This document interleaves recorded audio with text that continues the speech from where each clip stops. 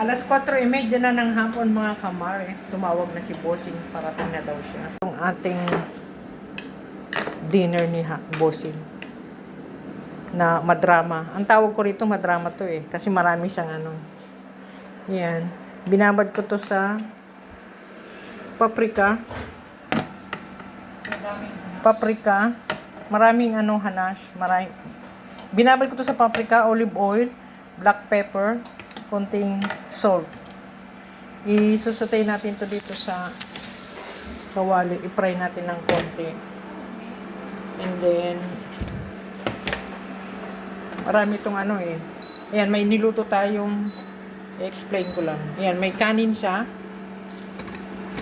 Hahaluin natin yung kanin dito na may lemon and then may coriander dito.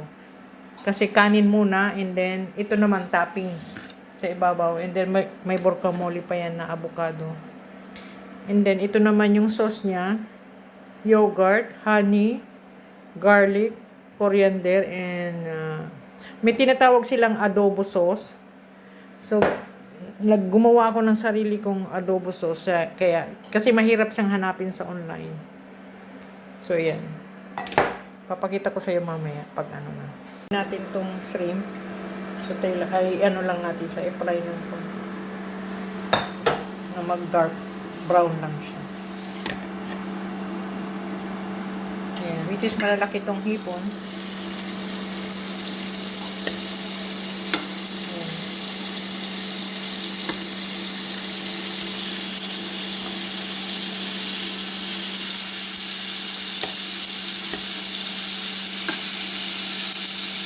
Marami yan. Ayan.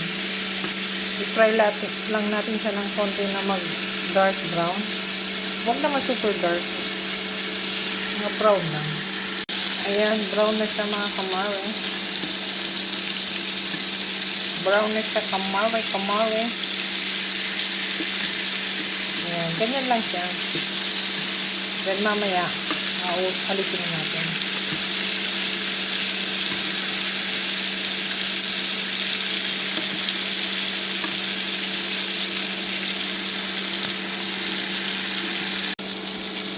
Ayan. Na-fry na natin siya. Ganyan na brown na siya. Black. Hindi naman black. Brown ano lang. Ayan. So, alisin na natin siya. Patayin muna natin siya. So, lagay na natin siya dito sa bowl. Ayan. Ganyan lang siya kamare.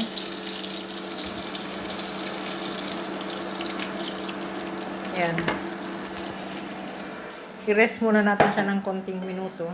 Saka natin siya lalagyan ng sauce para ma-absorb niya yung lasa ng sauce na ginawa natin kanina.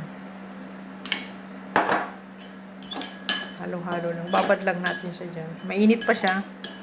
Okay lang yun para ma-absorb niya yung lasa ng sauce. Haluin na natin yung kanin dito sa bowl.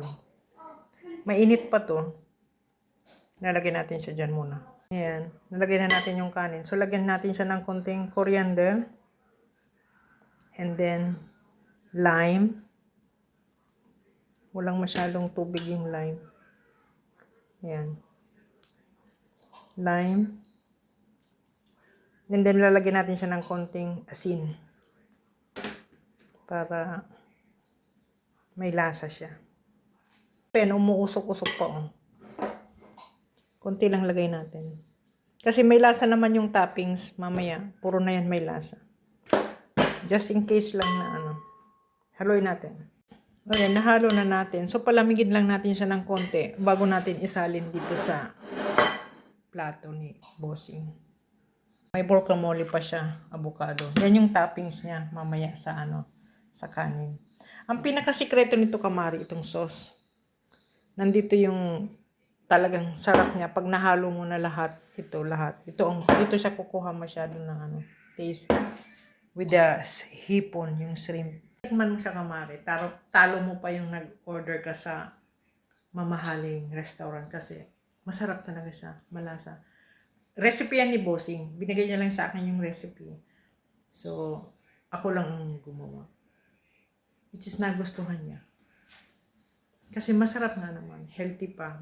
May salad and then may shrimp. Although may rice yang kasama. Okay lang pero masarap. Diyan na si Bossing. Mag-plating na tayo. Lagay na natin yung mga dekorasyon natin. Malinis ang kamay ko, kamare. So, okay lang yan. Yan. So, ide-decor natin siya sa round ng kanyang plate. Yan. Lettuce. Yan. Lettuce yan. Nagdagan natin ng konti. And then, purple na cabbage. Repolyo. Yan. Nagdagan natin kasi gusto niya naman yung gulay. Yung salad. Pinakasalad niya. And then, may red beans siya. Yan. Red beans. And then, may konting yan.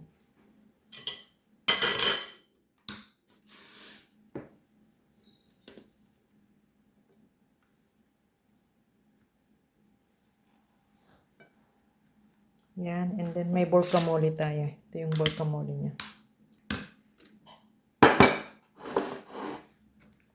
Avocado. Lagay natin ito siya sa side. Ganyan kamari. Sabi ko sa iyo, madrama tong recipe ni Bossing eh. Marami siyang anik-anik. Gusto yan ni Bossing, avocado. So, lagdagan natin ng konti.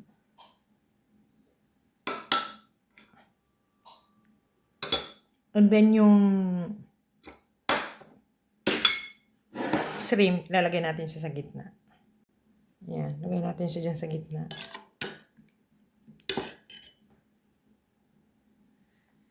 O, diba, kamari? Punong-puno yung pinggan niya. Gusto niya maraming shrimp. So, lalagay natin siya lahat.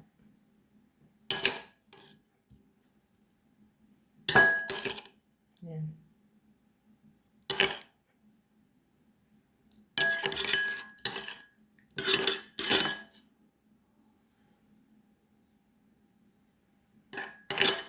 So, yan na ang shrimp chapoli ni Bossing.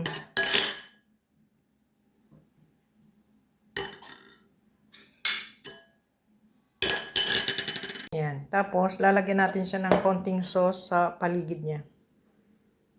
Yan.